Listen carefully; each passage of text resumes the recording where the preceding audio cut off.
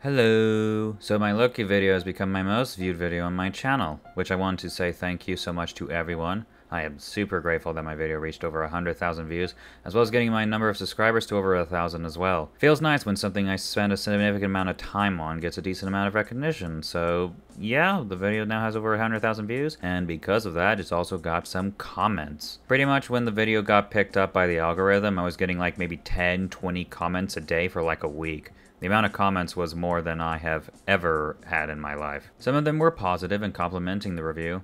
Others, not so much. Of course I knew I wouldn't please everyone, especially with the amount of critical praise the show got and how much Loki is loved by people all around. So I was expecting to get some backlash from some people. So I figured it would be a fun video to go over some of these comments and see what they say, along with seeing if any of them have any solid rebuttals and criticisms of my Loki review.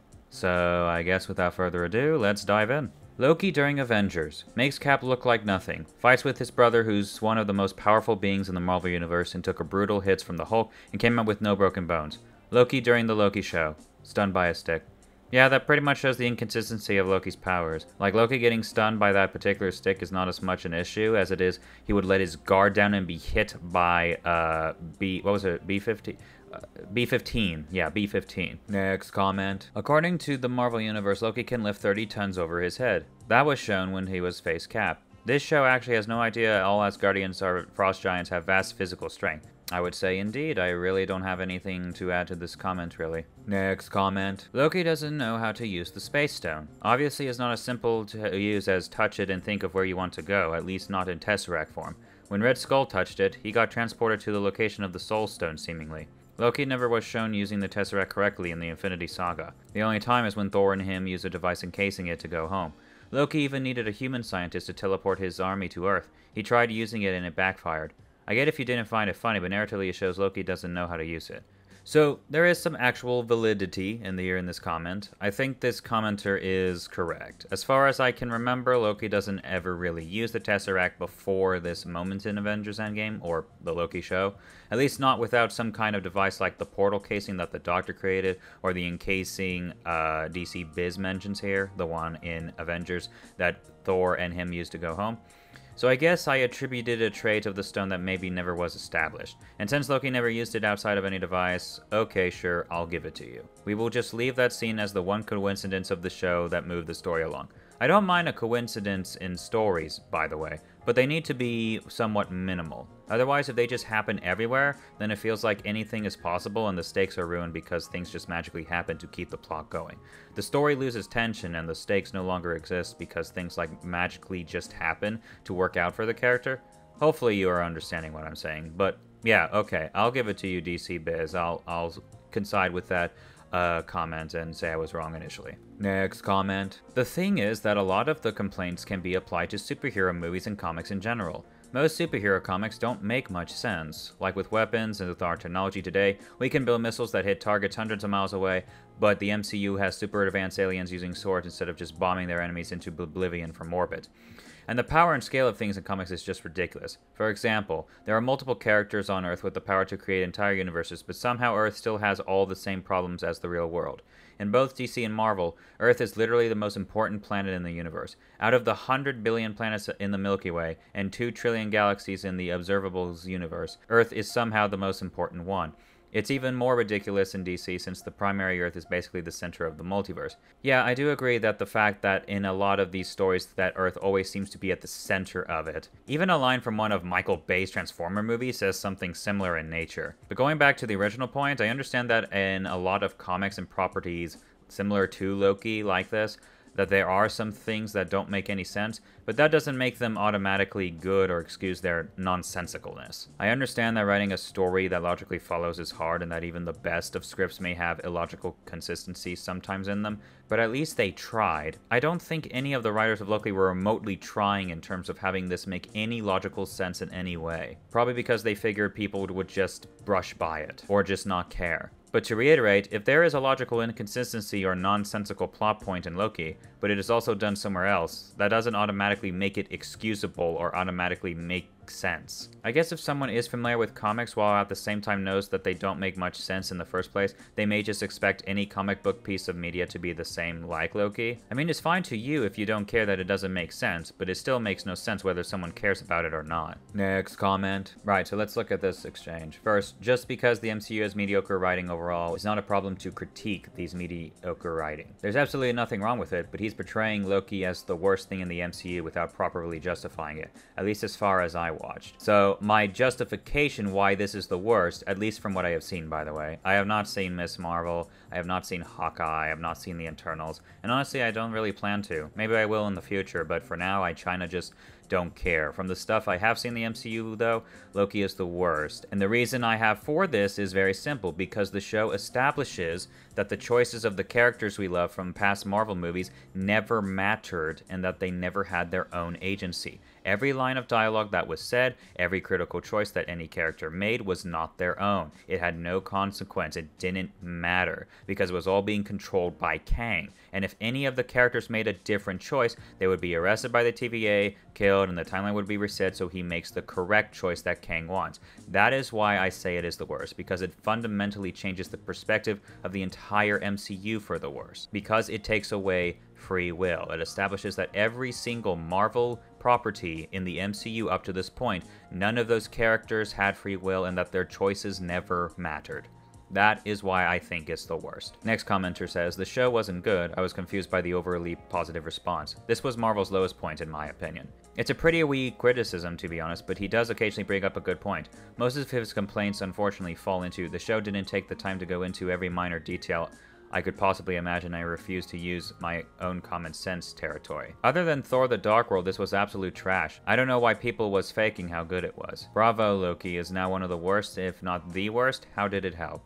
Right, so I don't need every single detailed explained, but like the things I ask explanation for are the things that make no sense in terms of how they work. Or for example, like my criticism of why the TVA officers do not have any other form of weaponry besides their sticks. Like, why wouldn't they have any other form of weaponry? A gun with those powers would be so useful. Like, again, if someone runs, are they just gonna chase after them? And what if they're in a vehicle? Like, what then? Like, yes, these are kind of minor details, but it would be good to explain because so far we only see these TVA officers walk into a branch timeline with their suits, their sticks, and a reset charge, and that's it. They don't have anything else. Like, how would they go against a Thanos with an Infinity Gauntlet? So yes, I think getting an explanation for at least some of these things, not every single thing ever, but some of these things that I think are most pivotal are warranted. Next comment. The problem with all these Disney Plus shows, and most Marvel shows now to be honest, is that they're more interested in progressing the universe than telling a good story. That, and they hire creators who have little to no experience with comics or movies, or writing TV. For as much as Marvel advertised Loki's showrunner as being a writer of Rick and Morty, he literally only wrote one episode, and it was in season 4, and it was the toilet seat episode. Not bad, but this is what convinces Marvel to hire him for the entire show. Yeah, I have heard this criticism from a lot of people, including YouTubers that I watch, that they are more focused on getting you excited for the next thing than focusing on the story in front of them. I don't really have anything to add to that particular part of the comment. However, I do want to address the second part of this comment.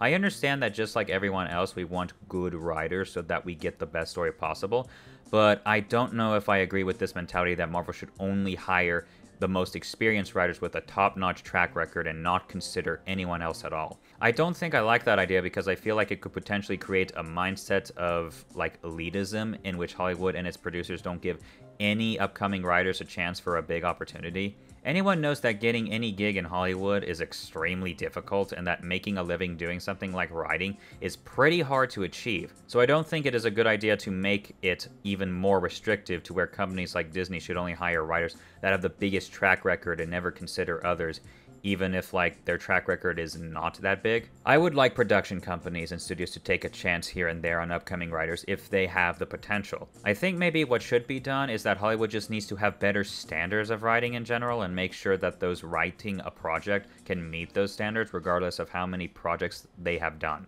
Yeah, I think that might be better. We just need to up the standard of writing and stop accepting straight-up garbage that we get sometimes. I think that would be better than having the other mindset of only hiring the most experienced writer. Hopefully what I'm explaining to you makes sense. I just basically think that we need to up the standards, our standards of writing in the general landscape of writing and in Hollywood, rather than having these big corporations only hire the most elite of writers and never giving anyone up and coming a chance. Because if we don't, I think we can miss out on some potential great writers. Next comment. Like most properties these days, the best thing about them is by far the music. For some reason, composers are still competent. The Loki music is incredible. Much like Rey's theme from New Star Wars, the music is on another level, while the writing is beyond amateur. Next commenter goes, I thought the cinematography as well was pretty solid all throughout, as well as set designs. For what they were going for, it was great. Still a trash show. It's incredible that the composer, Natalie Holt, made the entire soundtrack based on Jonathan Majors' performance. I do agree with this. I like the music for Loki actually a lot. My favorite tracks are the TVA theme and the track called Reset Charges. Thought it was very well made and had some memorable tracks to it,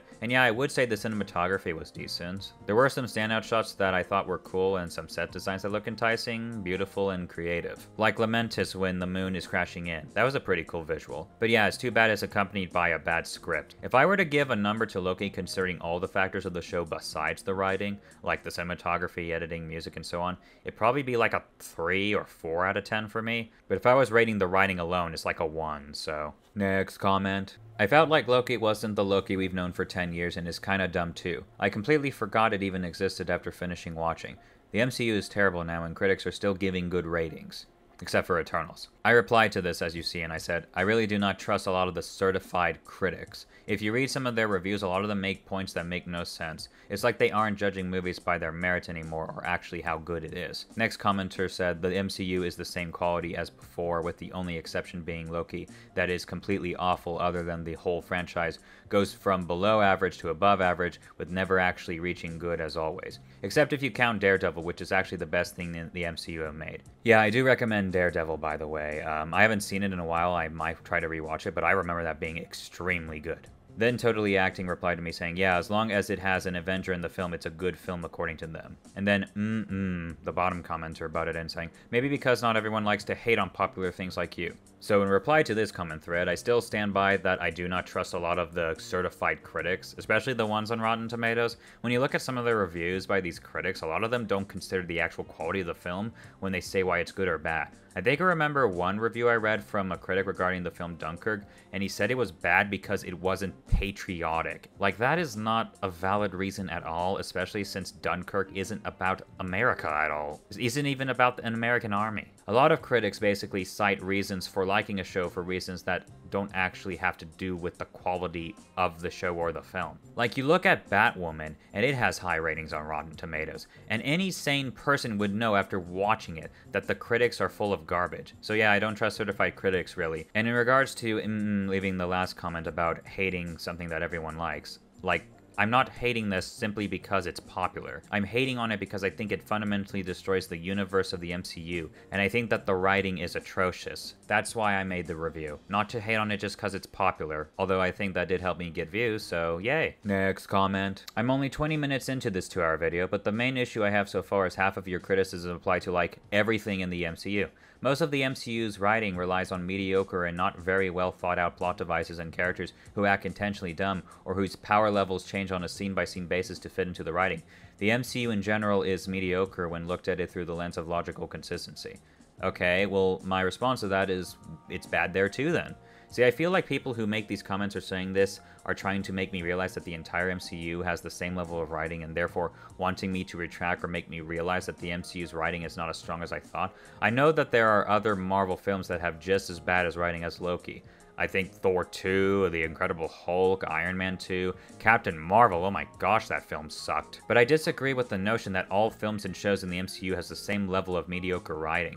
Daredevil Season 1, from what I remember, was incredible writing. And I would say that despite its flaws, that Civil War and Infinity War also have way stronger writing than Loki, or any of the other bad films I mentioned just a second ago. And even if all films and shows in the MCU was garbage, that doesn't mean we should give it a pass since it was always mediocre. Next comment. Oh boy, this is gonna be a long one. Okay, we will go through them point by point. He did make me reconsider my critique of Loki using the Space Stone in the beginning, so let's see what he says regarding the reset charges. 1. I think you may misunderstood what the reset charges do. They don't get rid of what's not supposed to be there, but erases the whole timeline so that only the sacred timeline remains. Sends whole realities for Alioth to consume, mentioned in episode 5. And my response to point number 1 is, no, that doesn't happen in the show. I assume when you say that the charge erases the whole timeline/reality, that is the same thing as erasing the entire universe that is now part of that branch timeline, right? Which means they send the entire universe to be consumed by Alioth. But that doesn't happen in the show. They only send in the people/parts that made the incorrect choice, like anything that basically was involved. Like, think of the scene where the boat is consumed by Alioth. That wasn't the entire timeline, that was just that certain portion that I assume made a choice they weren't supposed to. It wasn't the entire universe. If that was the case, freaking planets, universes, and quadrillions of people should show up here if they were pruned and the entire timeline was pruned. But that isn't the case as clearly demonstrated here, so you're wrong about that one. I will say though that you would be right in the sense that this is what would need to happen for the reset charge to make more sense, because say when they take Loki in the beginning and they place the charge down. Like, the Avengers are at the Avengers Tower wondering where Loki is, and their story has changed. It's branched from what was supposed to happen. What is happening at the Avengers Tower is also not supposed to be happening because Loki was never supposed to escape, so they have to be pruned too now. So yes, you would be right that the TVA would need to erase the entire timeline for this mechanic to work, but the show clearly shows us that they are just prune only the certain people, the obstacles, the elements that are involved there. So there's an inconsistency there. Number 2. We are told how they work twice, one by Miss Minutes in the beginning of episode 2 and then by Loki shortly after. Did she? Because if that's the case, I can't find it.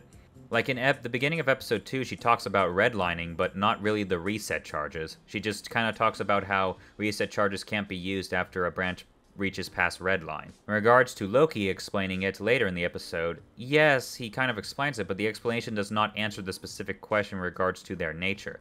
Like mentioned above in terms of do they erase portions of the timeline or the entire timeline? How do they pop back in a variant if he was taken by the TVA? Those things aren't answered in Loki's brief explanation of the reset charges, and I think these do need to have an explanation.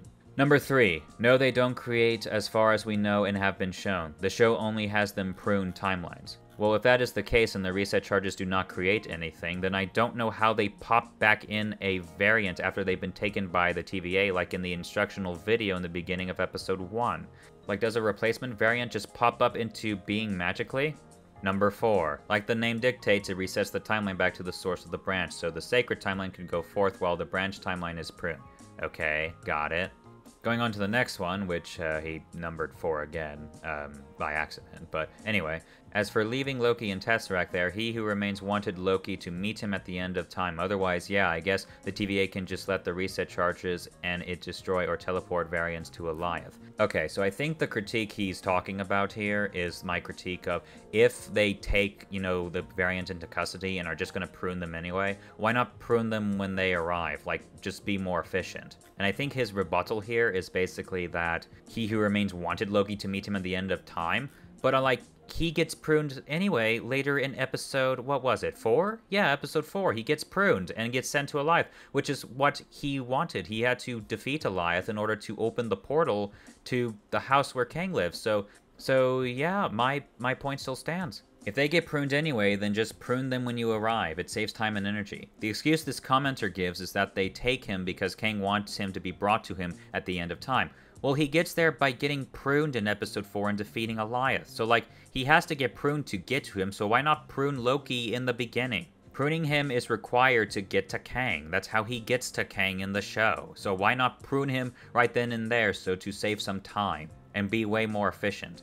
I know that Kang said the reason it was all convoluted was because he said he wanted it to go this way so they could be changed by the journey, but it's still stupid and impractical. Kang literally has the power of God. He can just bring Loki here, but doesn't, and you are left wondering why not. Right, so number 5, I kinda don't get what he is saying here, and I don't know what criticism he's addressing, so I'm just gonna have to skip that. Sorry, I don't get what he means. Point number 6. As for the Avengers traveling through time, to simplify it, the sacred timeline is the MCU MCU films you and I can watch. The Infinity Saga is the sacred timeline. Okay, yeah, I got that. Endgame is part of the sacred timeline. He Who Remains, and therefore the TVA wanted the events of Endgame to play out how they did, including going back in time. Tony self-sacrificing, and also Steve Rogers going to live a life with Peggy. When Strange says there's one way of winning in 14 million, etc., it really means that He Who Remains would have the TVA erase their timeline if it went another way. Time travel of messing with time the exact way He Who Remains permits is fine. And by episode 6, we know Loki was actually right in what he did,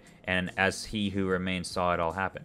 He had the literal script of what was going to happen up until the key point when he dropped the pencil. That one moment he ended up not knowing what came after. Okay, no, you're wrong on this. And the reason why you're wrong on this and why it doesn't line up is because the events of Avengers Endgame, like Tony and Steve going back to that base to grab the Tesseract and to meet Peggy and to meet his father, etc., is because specifically Loki takes the Tesseract, which he wasn't supposed to. The things that happen in Endgame, at least from that pivotal moment, are not supposed to happen. Therefore, Endgame, by this line of logic at least, from this point on is a branch timeline. Because Loki was not supposed to take the Tesseract, but he did, and the whole movie continues onward like this is supposed to happen. By the logic of the TVA, the sacred timeline is supposed to be the one where Loki does not grab the Tesseract, so they would reset it and have the whole scenario start over with Loki not taking it this time. But that doesn't happen. The movie continues onward. You would be right if the events of Endgame never contradicted the sacred timeline, but according to the TVA, it did because Loki took the Tesseract.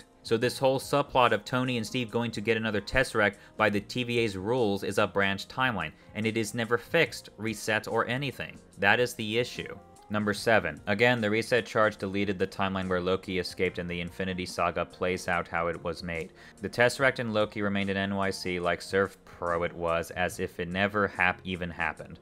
Also, the Avengers placed all the stones in Hammer back. The only major change was Steve living it up with Peggy. Other than that, all was reset in how it was supposed to from the Avengers side and TVA side, since they placed the reset charge anyways. So, you are admitting that Captain America going to be with Peggy is a branch? I mean, you say that all the other things are okay, but imply here that this is the only major change that happened, as if this was a change that wasn't supposed to happen? I mean, that seems to be what you were implying, but maybe I'm reading you wrong. Number 8. Even if the Avengers don't place the stones back, that reset charge set back all events to how they went in the Avengers and Dark World and so forth. So mute point, but in regards to Endgame, they just travel back after taking it to then put it back. Like if you and I are roommates, you taking one, leaving into your room, and then putting an Oreo exactly the same as mine right back so that they are there, then it's as they weren't gone, right? I think your grammar's a bit wrong, buddy. Same thing, but with time travel instead of going into a room with identical Oreos, so no contradiction. Okay, so I am going to leave the rest of this comment here because I can't rebuttal it because I do not know which criticisms he is referring to, so I have no context. I wish I could, but I mean, I just don't have enough. I don't know what he's talking about. And also, I can't really understand what he's saying because his grammar is kind of wonky. Lastly, number 9. In regards to the stone reset charges, teleport whole realities as Classic Loki says in episode 5, so those branch timelines don't need stones if they just go to Alive to be devoured anyway. Okay, we already established that's not the case with the first point, so just refer back to that one. Yes, this point would make sense if that's what actually happens when they prune something, but it doesn't make sense here, so no. Next comment. You brought up and made very valid points I can't argue with as someone who did enjoy the Loki show and thought it was great. After seeing your video though, it doesn't change my mind about enjoying the show. The weaknesses you brought up in the script does give me a better view of how a lot of things weren't explained and how a lot of things happened that didn't need to happen in order for the story to be told well. Great video though, and you've earned a new viewer out of me.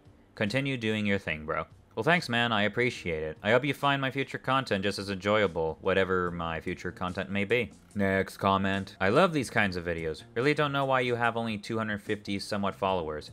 Your hard work should get more recognition. Making a video with movie length without it getting boring for 1 second when with such good humor throughout the complete video is just insane. You got my respect and I hope you'll get more recognition in the future. Thanks, man, although the only part of this comment that I disagree with is that my video is very humorous. I mean, yeah, I did put in some jokes here and there, but I didn't think they were comedy gold personally. But hey, I'm still glad you enjoyed my content. Hope you find enjoyment in the future stuff I make as well, whether it's comedy gold or not, I guess.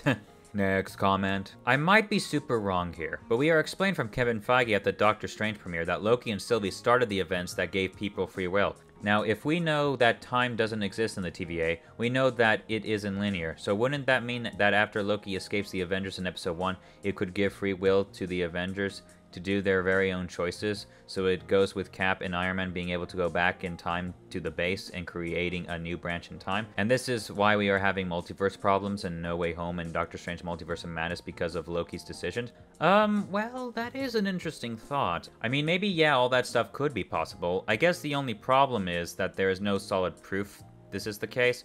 This is more just a theory. A decent one, but a theory. But it is a decent thought, and maybe it could work. I don't know. And also, we would need confirmation that the timeline was freed by Sylvie at the exact same time that Tony and Steve go on their little, side quest to get the Tesseract and meet their lost loved ones. Although now that the timelines are free, I would expect to see a bunch of evil variant Kangs show up throughout all the universes like Kang said there would be. So this maybe has some validity, but it would need to be expanded on and count for certain points like the variant Kangs. But I'll give you props to that comment, man. I do think that maybe there is something there, and maybe if that was more explained in the show, that could work. Next comment. I agree with some things in this video, but most of this shit is just nitpicks and complaints about convenience. It's a show. Things need to happen. I can't imagine wanting to watch a show where literally no plot happens for the sake of the story not being convenient. Most of the complaints in this video are so easily explained that it seems you didn't even watch the show. Then the guy who replied said, no, good writing is cause and effect storytelling, not driven by convenient actions or events, but by deliberate decisions that characters make which lead to consequences that affect the story moving forward. The first few seasons of Game of Thrones are a great example of this.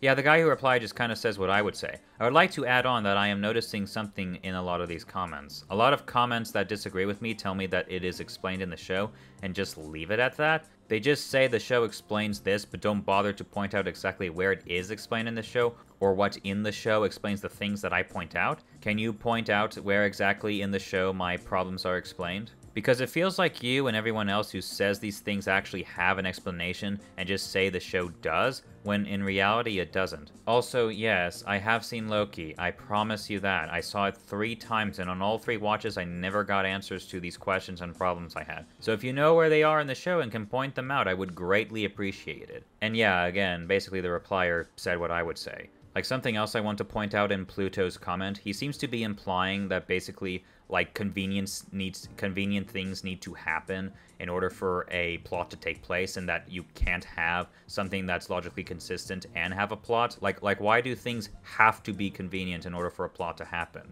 Like, I can find you examples of movies and shows where literally it has a logical through line and where plot does happen. I don't think your criticism of saying that convenience needs to happen in order for there to be a plot and that we cannot have a plot without convenience. I don't think that's the case. Next comment. I like to think that Kang was lying, unreliable narrator, and he's basically holding court over a captive timeline and telling people what he's doing is for their own good.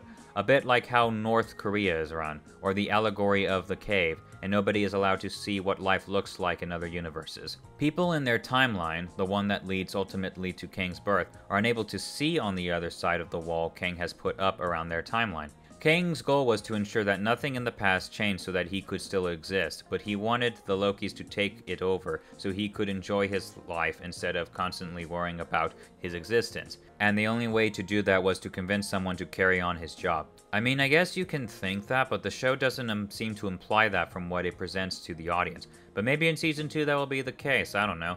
I don't think I have anything else to add to this comment, honestly. Next comment. Hey look, another DC Biz comment. It's not odd that He Who Remains only hires humans since he himself is a human and was powerful enough to weaponize a life and control the multiverse. Okay, let me explain. So what I find odd is not that he has any human run some aspect of the TVA. I am saying it's odd that he has only humans run every aspect of the TVA. Okay, so I know what criticism he's referring to. I bring up the question on why all the officers or these time police people are all human.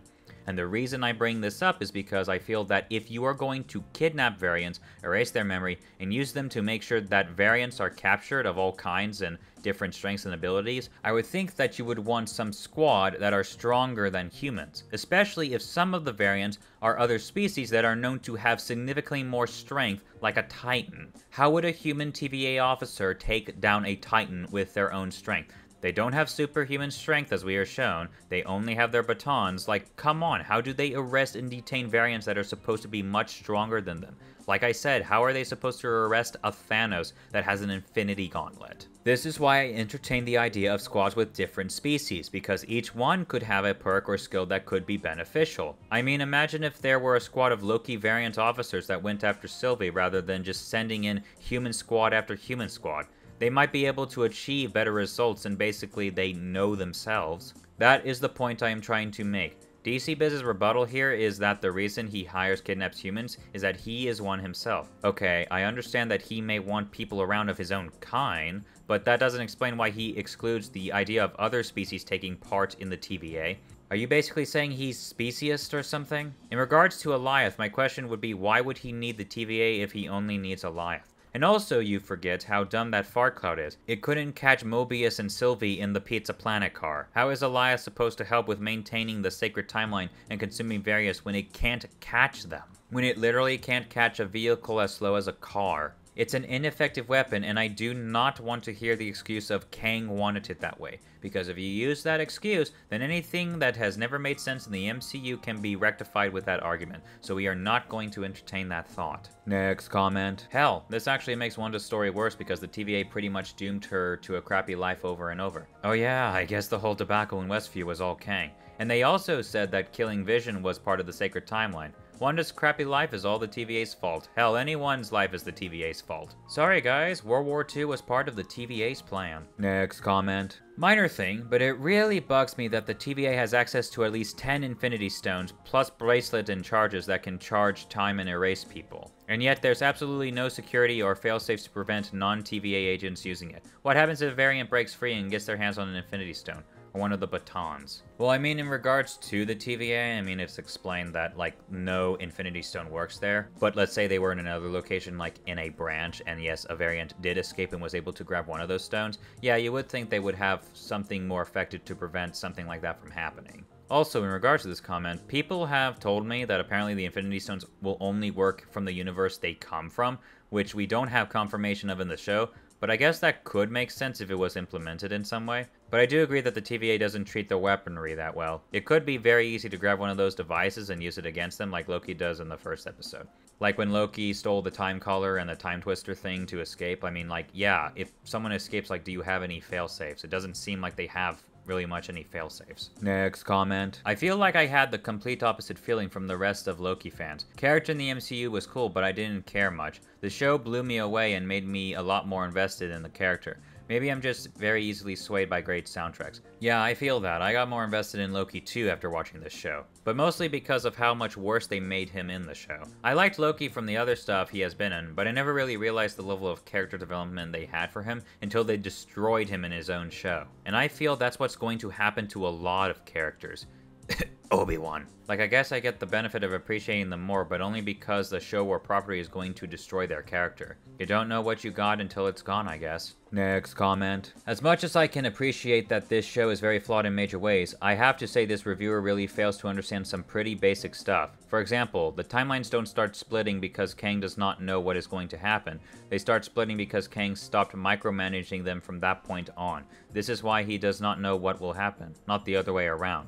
There are many other instances of such misunderstandings, but I am not rewatching the 2-hour video to point them out. Well, I would ask then, why would he do that if he is going to offer them to take over his position? Like, why would he stop micromanaging the timeline at that particular moment? Wouldn't he want to stop micromanaging after the Lokis agreed to take his place? Or at least stop micromanaging it after he gets stabbed? The show implies that the timeline is branching because he doesn't know what's going to happen from this point forward. It shows a visual of the timeline branching, and along with that you hear Kang saying, "Now I have no idea how the rest of this is going to go." Don't you think that would imply that the director and the writer is trying to tell us that the timeline is breaking because Kang no longer knows what it will happen in this moment? If he stopped micromanaging it, then don't you find it convenient that he decided to stop micromanaging it at the exact same time that he wouldn't know how the rest of this scenario was going to go? The show doesn't seem to be implying this by this scene, although I will say that if they went with the explanation you give here, that would make more sense.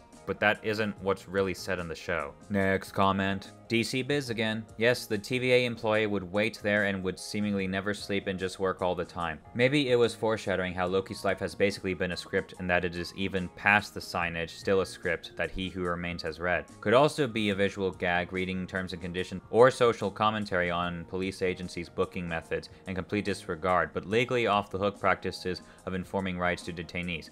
I don't know, you have to ask them. Okay, that kind of messed with my brain a bit, but let me try to... Right, so he's referring to my critique of when Loki has to sign the paper saying everything he has ever said. Basically, my little fun critique was if he wanted to read the entire timeline, like read the entire paper, would the guy just sit there the entire time and just watch him do it? Right, so if the guy there is human, then he can't stay there all the time. He has basic human needs like sleep and food and stuff. He couldn't stay there literally forever. Like Loki is thousands of years old. He couldn't do that. Sure, maybe he is determined enough to wait, but he would probably need a bathroom break or something. Now to that, someone may say that humans, when they are at the TVA and when they work for the TVA, may not need these basic human needs since they are outside of time and space. Well, I would say if that is the case, then why does the TVA have a cafeteria area that is shown in episode 2? Do they just eat for fun or pleasure? And if that is the case, if they just eat for fun or pleasure, why would Mobius order a salad? I don't know about everyone, but most people when they want to eat something that is tasty would probably never choose a salad for a tasty snack or meal. It doesn't make sense to have a cafeteria if literally no one needs it. And yeah, I understand it was probably a visual gag about people never reading terms and conditions. I would like to ask the writers what this is. Maybe I will one day. Maybe the answer will come. Next comment. I really like your analysis, especially because it sticks a lot to the logic of the series. However, I feel that a lot of what you say as a type, Loki would do this, Loki would say that, feels like I don't know, like you have a certain attachment to the character. That doesn't mean that the subject is incompatible with previous versions of it, but it's just a thought that came to my mind while watching the video. The person below replied, well, it's because deviations from character for Loki get bad, or minimal explanation. Can Loki act out of character? Yeah, sure it can happen. But characters need to have reasons for their actions. Not simple ones, but reasons nonetheless. Loki going from easily kills 80 people to caring about random people is absurd. Loki going from competent trickster with decent combat to baffled fool is completely a whiplash. If the writers were smart, they could have made Loki still dumb by making the people catching him way smarter. Like out-trickstering a trickster. Instead, they forget his character, replace him with an easier-to-write character and use that. And below that, honestly, I don't agree with Loki mourning his entire planet being out of character. Even Thor Ragnarok, which was the start of Loki, Flanderization had Loki go out of his way to save the remaining citizens. Even if he didn't care about them, the idea that Loki attempts to save them came to naught in his mind. Just another failure under his belt would feel tragic to him. Alright, going back to the comment on the top, I guess in one way that is correct. Whenever I do say Loki would do this and not that and such, I am basing that off of my interpretation of his character from the previous movies and properties he was in. But there can also be a logical component to it, I would argue. Usually a character has established traits that define who they are, and if they just randomly change that on the whim, it would be inconsistent and absurd. Yeah, so basically when it comes to character development, a character could act in a way that is contradictory to what we know, but that usually comes with some explanation or something that happens in the character's story that causes him to make that change within himself. For example, take Scrooge from A Christmas Carol. In the beginning, he is set up as someone who despises Christmas, he has much hostility to it, to the people who like it, as well as being a very depressive and very moody character overall. Then he goes on his adventure with Marley and the three ghosts, and we remember what happens there.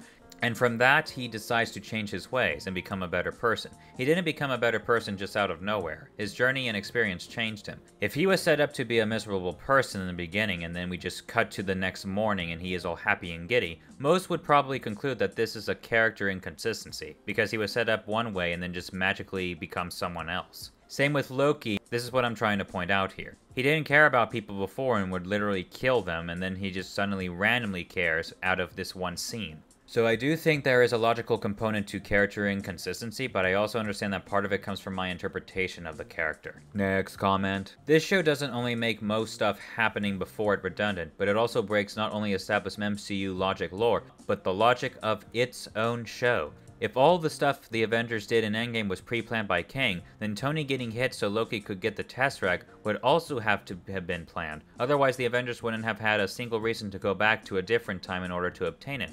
And if that somehow wasn't planned, then how come Cap and Tony weren't arrested by them as well? They would have gone back to a time they shouldn't have been allowed to be in, which would make them variants, no? Yeah, this is kind of referencing to the point I mentioned earlier in this video. The judge said that the only thing that wasn't supposed to happen was Loki picking up the Tesseract. So if that's the case and we take that literally, then yeah, Tony getting hit was part of Kang's plan. So what? Tony gets hit and the Tesseract falls to Loki's feet and he is just supposed to leave it lying there? Again, anyone who knows Loki, that if there is a Tesseract lying at his feet, you would probably expect him to pick it up and use it to escape. And also I would point out, wouldn't this technically also be Hulk's fault, since technically he caused an event that allowed Loki to escape? Although on to the next point, wouldn't Hulk need to get arrested, since he technically caused the Nexus event by hitting Tony? Or maybe it's Tony and Hulk? Heck, throw Cap in there too, why not? And I already kind of explained this whole isn't Avengers Endgame a branch timeline in my review and in the previous comment here, so I'm not going to go into that again. Next comment. I think there are many problems with the show, but I think the point of branch timelines, which I do think is the same thing as different multiverses, creates branches that new versions of Kang are created. Without allowing other branches, no other versions of Kang exist. I may be wrong, but I think that's what they are going for. Yeah, I think that's the impression I got too, and I think that's what the show is wanting us to believe. However, I don't understand it and don't think it lines up. Like, Kang says he isolated his timeline so that basically the variant Kangs can't find it, and he says to Loki and Sylvie that if they kill him, they would soon meet his variants. Which seems to imply that these Kangs still exist before the end of episode 6, wouldn't it? And if that is the case, one thing I would ask is, why don't you just kill those evil Kangs and let free will go? Like, he's basically a god, so can't he just kill the evil Kangs or something? Or how about just write their story set in stone and let everyone else's go free? So yes, Mr. Daniel, you are correct since that is what the show says, though I think there are flaws in the show's very simplified explanation. Next comment. Loki also survived the Hulk. A human would have been splattered all over the Avengers Tower from an attack like that. How is a human able to overpower Loki? Easy. The script says so. The script is to the writer what the Bible is to God. Their holy word, and you shall not question it. Next comment. Great video. My headcanon. The TVA only took batons because He Who Remains wanted Loki alive for the trial. And it's possible the whole show is a test from He Who Remains to see if Loki could rule the TVA as his successor. Thanks for the compliment. I understand this is your headcanon, but I'm gonna go ahead and reply to this comment like if it was an actual rebuttal comment. But then, what about all the other variants that aren't Loki, though? If the officers only took these batons just so they couldn't kill or prune Loki, then what about variants that don't matter if they are alive? If they are gonna be pruned or have to be pruned because Kang wants it, then why not give them better weapons to accomplish the job besides those sticks? This scenario really only works with Loki in the equation, but take him out and it makes no sense. And we never see any other form of weapon, so it seems that those sticks is all they have and all they have ever been supplied. It just seems so ineffective and inefficient as a weapon. And in regards to the test point, Kang never says this was a test. He only implied that this was the only route he could make to get them here. I would also say that if this was a test, like, he already knows what's going to happen. He knows up to the point when basically they make the decision, so he already knows they're the successor, so what is the point of the test? There's no point to this test. But you do say that this is your headcanon, so if you want to have that, that is fine. Good props to you for your headcanon. Next comment. Marvel, especially the shows, has an obsession with forcing love interests and shoving in romance plots into stories for characters that don't need romance. Same thing with Moon Knight. It ruins the escapism and the focus of the overall plot. Loki was meh for me until I learned that Sylvie would be the villain. It got so predictable once she came in. It literally took me a year to finish the series because once Sylvie got included, it was too painful to watch. The only good part for me was the last scene of the last episode when he realized he was in another universe. Everything else was a snore, and Loki is one of the most interesting characters played by one of the best actors of the Marvel cast. Such a waste. Great job on the video and breakdown. Sorry I didn't capture the whole comment, forgot to click the read more button. But yeah, I agree completely with the whole romance point.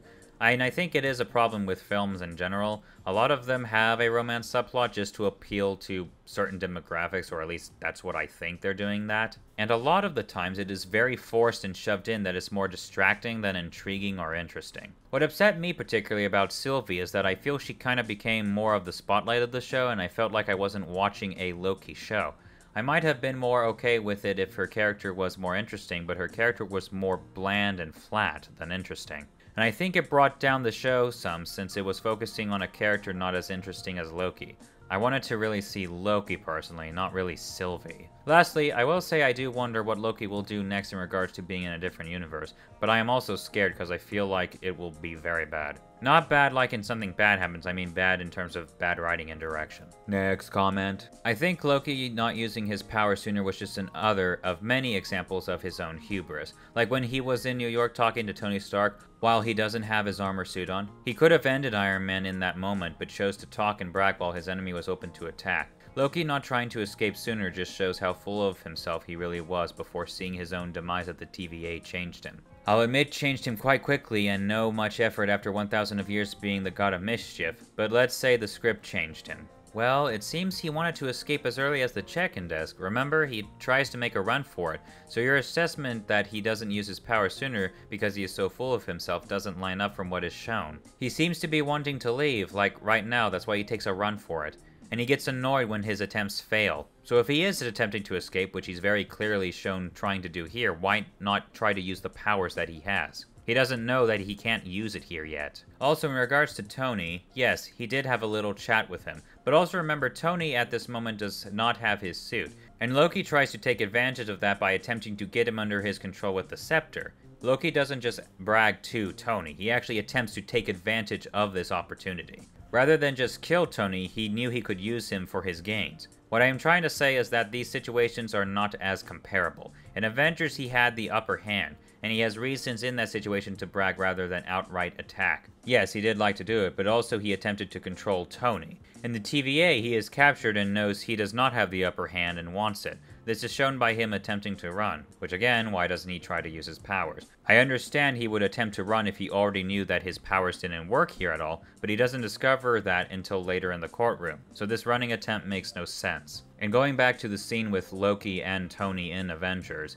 he did try to kill Tony, like, after the failed attempt with the scepter. It could potentially be argued that he was there to kill Tony all along, but he was going to try to use him first, and if that didn't work, kill him. Next comment. I'll give you that as a fair critique. Him running not knowing any exit point, i.e. where he's running to, as well as not trying to use his powers or even launch and attack B-15, again does seem inconsistent with how more strategic and outwardly revealing that and violence 2012 Loki was.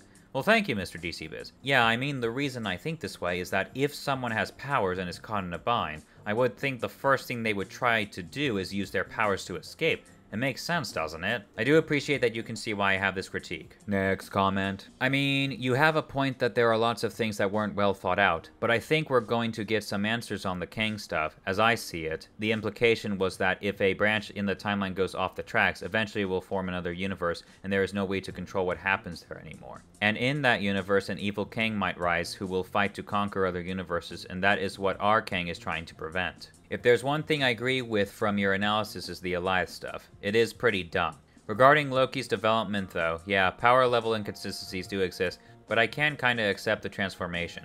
Yeah, it was fast, but it is because of him being faced with the question, what does it mean to be Loki? Who am I? And he finds that his previous answer to that question, that he is born to rule and whatnot, was just because of his desire for attention, and to inspire fear.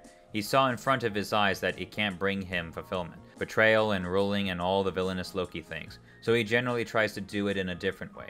He evolves. Sylvie doesn't. Sylvie remains the same classic Loki. I mean, yeah, I hope to get some answers too, though with my experience with stuff like this, they usually give an answer that makes no sense, or they just don't bother to explain it at all. I hope in Season 2 to get some clarity, but I honestly have doubts that the questions I have will be answered. I mean, what you say does sound cool, like the whole question of what does it mean to be Loki is a great theme for the show to run on. And for Loki to face those certain challenges and questions, and for him to figure out who he really wants to be is also a good factor that could be written into the show. I mean, this is golden character brainstorming here. But as you mentioned, yeah, it was way too fast. He basically becomes becomes this person from just watching his determined future, and it doesn't feel earned, much less make sense. Someone doesn't just become someone else by watching something that is supposedly supposed to be your future.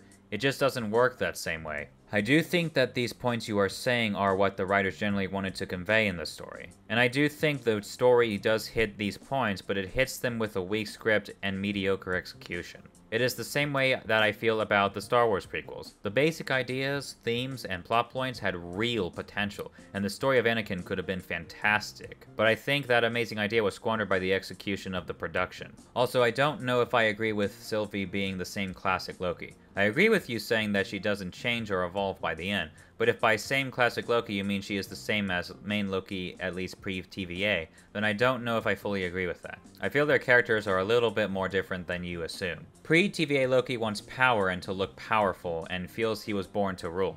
Sylvie all her life has been trying to take down the TVA, and is on the run. She said she never wanted to rule, just to be free. That isn't the same motivation classic Loki has. So yeah, assuming that's what you mean when you say Sylvie remains the same classic Loki, I don't know if that statement fits well. But I do think your assessment of what the writers were trying to convey to the audience in terms of themes is correct. I just wish the execution was a little better. Next comment. I honestly really liked Loki, but the fight choreography was so cringy.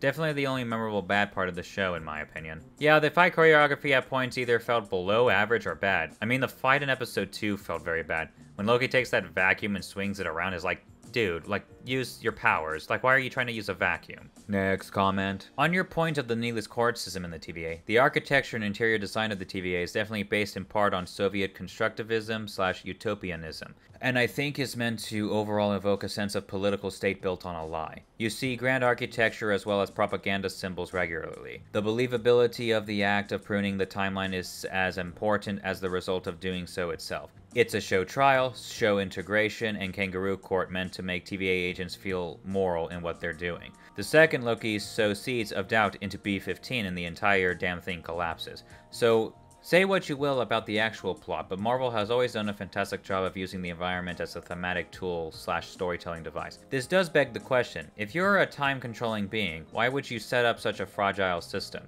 He maintained the TVA precisely because the alternative timelines are warlords. That's not a hard sell to those who may disrupt the timeline and avoids any moral qualms people like Sylvie have with the TVA. You take the child from the timeline, explain that not only Asgard but all 9 realms will be subject to a nigh unwinnable war if they continue their path, and offer him or her to work with the TVA. Any questions raised aren't an issue for Kang because he literally has all the time in the world to answer them. He only creates self-correcting bureaucratic institutions because they are time-efficient in decision-making. Time is not a factor in the TVA maintaining the plot is. Yeah, I agree that this is what they are basically going for. It is trying to be a bit satirical in terms of how it is commenting the TVA is basically a bureaucracy built on lies, and that the environment is to help maintain that lie. I really don't think I have anything much to add to that particular part of the comment, and honestly the second part I don't have much to commentate on, but I do think it's a very interesting point you bring up, about how he may have never needed to lie and just tell them the actual reason, and how a lot of them would probably get on board. Next comment. Look, if you are going to be extremely hyper-literal and point out every little inconsistency and problem you can find, at least get the story right. This is one of my biggest pet peeves. Lamentis 1 was a moon and a planet was about to crash into it. It was not a planet in a moon was not about to crash into it. Please, if you're going to be nitpicky, at least get the details straight. Okay, I will correct myself then if that is the case. Lamentis 1 was a moon and not a planet as I has previously thought. So, am I good now, Matthew? Can I go back to critiquing Loki? Next comment. Those who find ugly meanings in beautiful things are corrupt without being charming. This is a fault. Those who find beautiful meanings in beautiful things are the cultivated. For these, there is hope. A quote from Oscar Wilde. So, what is the point you are trying to get across? Are you saying that I am corrupt because I am trying to find the bad or the ugly in a beautiful thing? And by that beautiful thing, I assume you mean Loki? Well, I have bad news, Toy Boy. Loki isn't beautiful, it's trash. It's very bad. And I dare say, it's an ugly thing. So yes, it will have ugly meanings, as I so point out. And what are you trying to imply? That you are more cultivated and smarter than I am because you try to find the good or beautiful rather than the ugly? That's pretentious as hell. Look, if you are saying that I should stop trying to find the bad in everything because it corrupts me or something, sorry, I'm not really built that way. and I don't think it is wrong for me to point out the bad in something when it is actually there. I am not just trying to make up problems with the show, I am pointing them out as I find them. Look, I could go on, but I don't think I fully understand what you are trying to say with this quote. The impression I get is that you are trying to say I am corrupt and uncultivated because of my critiques, which to me is just pretentious. Toy Boy, if you ever see this, please let me know what you exactly mean by this comment below. Thanks. Next comment. The Avengers get a pass for time travel because it was supposed to happen. While they put back everything they took at the exact moment so it was like it never happened, they still only took the Tesseract from the 70s, or 60s, because of Loki. Loki stole it and escaped, so their only option was to go further back. Why didn't that cause a timeline split itself? If they were meant to go back further than 2012, does that mean they were supposed to lose it some other way? Seems weird that there could be a version of events where Loki wouldn't take advantage of a free Tesseract literally dropping at his feet while everyone else is distracted. Edit, not to mention the fact that the TVA's job requires generally divine power, and they seem so weak. If you exist outside time, you should be able to see it all at once. They shouldn't be dealing with constant variance, changing time from their approved fates. If anything, they should be crossing things off their near-infinite list, religiously working towards the day their lizard overlords, who literally look nothing like lizards, so I still don't know why that nickname came from, have promised where only one version of history exists. There shouldn't be any real-time deadline on branching if you exist outside time. Sure, you can only enter in the initial moments after the branch grows, but why does it matter how long it grows if you can still go into those first moments? They aren't acting urgently in episode 2 because logically it doesn't matter at all how long they take to go there because they have effing time machines. Very interesting point you bring up, Gideon. Yeah, if the TVA is outside of time and knows everything that will happen, then they should be able to prevent a branch before it even starts, if in fact they are that powerful. The power levels are just so messed up and makes no sense. Alright, last comment, guys. TBH, I wasn't so bothered by the sci-fi plot being inconsistencies in the show. Since in terms of the supernatural universe bending things the MCU does nowadays, I just accept the thing works like the writers want to get characters from point A to point B and don't care. What I do care about is how they completely destroyed the character of the main Loki, i.e. the one we follow. Like, this isn't remotely the same character of the movies, and now he is just a generic goofy guy with a heart of gold in the MCU, which is like 70% of the characters. Marvel is so afraid to make their main character do morally dubious things that they just repeat one thing over and over. I know it's not Disney, but Deadpool was the exact same way. Always the good guy. Even the Punisher, who got to be the merciless killer that has no empathy by the end of his show at least, was watered down to, I hate what I do, but it's necessary. So basically Wolverine. The Punisher should not feel guilty about his violent ways since he's, at his core, a psychopath with no empathy and just happens to target criminals. I think Peacemaker is the best example of making your characters awful people but still likable out there. Unfortunately, they would never have the balls of doing that in the MCU. Yeah, in regards to you not caring, that's absolutely fine. I feel like I have been the same way with a lot of other things myself. Once it gets so convoluted or inconsistent to the point where it feels like nothing matters, I would see myself in some scenarios just give up and just watch it without thinking too hard, because what's the point if it's so messed up now anyway? So I understand that mentality. I haven't watched Punisher technically, so I can't really comment on his character arc myself, but I do understand how one feels when characters are watered down and deconstructed, like Luke was in Last Jedi. So yeah, I think that is a good point you bring up here. Alright, so that is all the comments I have for now. Technically, I have a lot more comments I could go through, but I'm gonna go ahead and stop here because I've been recording for quite a while. Maybe I'll make a part 2 of Loki comments, since I have a lot more that I wrote down. But I think we'll go ahead and leave the Loki comments where they are now.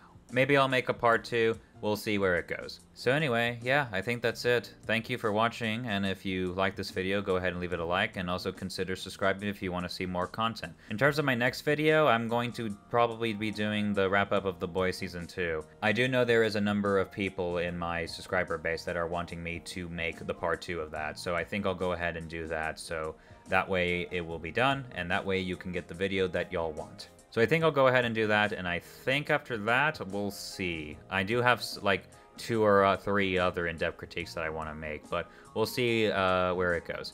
So anyway, thanks again for watching, and I hope you liked this video. Please have a good one, take care, bye.